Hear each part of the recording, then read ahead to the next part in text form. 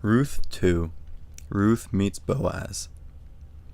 Naomi had a relative on her husband's side of the family. Her husband's name was Elimelech. The relative's name was Boaz. He was a very important man. Ruth, who was from Moab, spoke to Naomi. She said, "Let me go out to the fields. I'll pick up the grain that has been left behind. I'll do it behind anyone who is pleased with me." Naomi said to her, "My daughter, go ahead."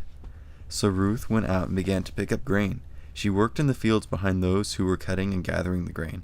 As it turned out, she was working in a field that belonged to Boaz. He was from the family of Elimelech. Just then Boaz arrived from Bethlehem. He greeted those who were cutting and gathering the grain. He said, "May the Lord be with you." "And may the Lord bless you," they replied. Boaz spoke to the man who was in charge of his workers. He asked, "Who is that young woman?" The man replied, "She's from Moab. She came back from there with her Naomi." She said, "Please let me walk behind the workers. Let me pick up the grain that is left." Then she went into the field. She has kept on working there from morning until now. She took only one short rest in the shade. So Boaz said to Ruth, "Dear woman, listen to me. Don't pick up grain in any other field. Don't go anywhere else. Stay here with my female servants. Keep your eye on the field where the men are cutting grain. Walk behind the women who are gathering it. Pick up the grain that is left. I have told the men not to touch you. When you are thirsty, go and get a drink. Take water from the jars the men have filled."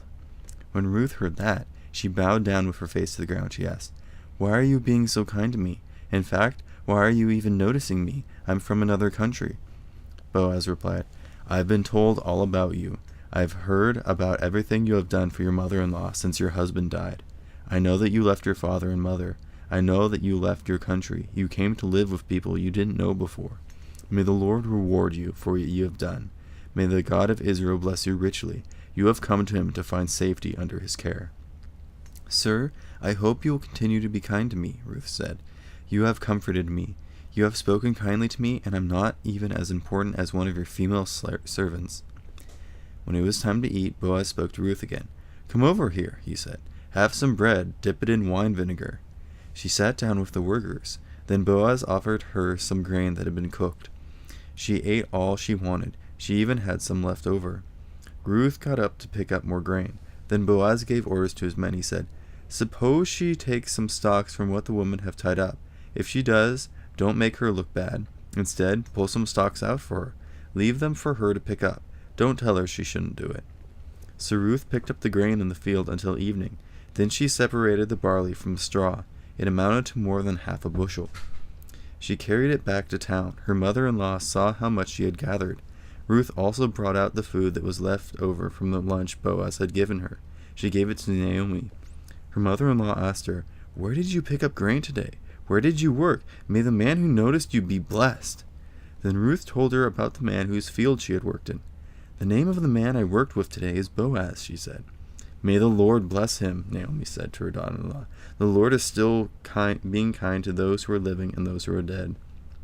She continued, "That man is a close relative of ours. He's one of our family's protectors." Then Ruth, who was from Moab, said, "He told me more. He even said, 'Stay with my workers until they have finished bringing in all of the grain.'" Naomi replied to her daughter-in-law, Ruth. She said, "That will be good for you, my daughter. Go with his female servants. You might be harmed if you go someone else's field." So Ruth stayed in the female servants of Boaz as she picked up grain. She worked until the time when all the barley and wheat had been harvested, and she lived with her mother-in-law.